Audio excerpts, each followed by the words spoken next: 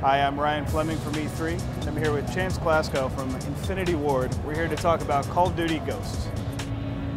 So, we've seen a lot of the demos, and we're seeing a lot of the new tech finally revealed after months, even years of rumors about what it can do.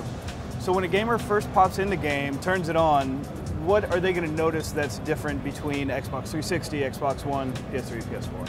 I think the most obvious difference would just be the visuals. There's many subtle visual changes because we've got a new engine, and so many different changes that alone might be subtle, but together it creates a nice big picture, basically. So do the new tools, do they make it easier to develop or just more things to worry about?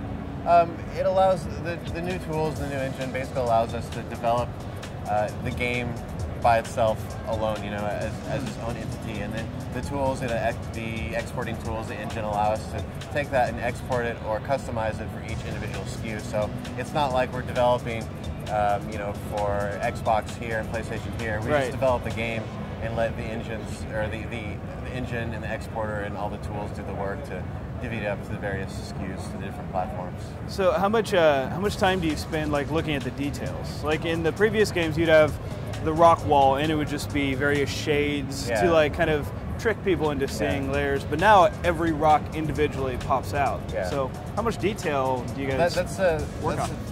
The tough thing about developing a game for the new consoles is that, you know, with all this extra tech and all these extra polys you can push, you know, all these extra shading tricks, you know, everything.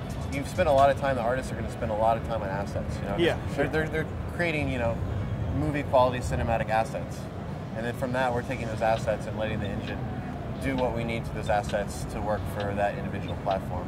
Gotcha. So, and with the tech, you know, you guys have always done a lot of focus, or spent a lot of focus on the weapons. They move realistically. They're based on real weapons. The game looks like it's going to have some futuristic weapons-ish. So how much is made up and how much is based on real technology? We haven't announced anything specific about weapons, but I mean, all of our weapons, as far as I know, are based on or are actual real technologies.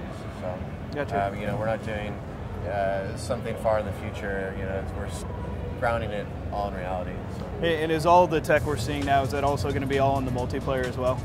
Yeah, as far as, you know, things that apply to multiplayer, anything that's graphical rendering, it's all going to be, you know, it's just part of rendering the image, so it's going to be in multiplayer and single player as well. Gotcha. And the dog has already been kind of a focus. Riley is the name. Yeah. So is Riley going to survive?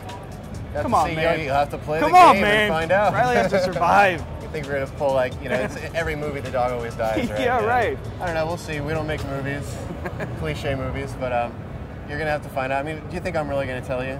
Even if I could, it'd ruin it was worth a try. The experience or the lack of experience, depending on what happens. All right, well, thank you. All right, thanks a lot, man.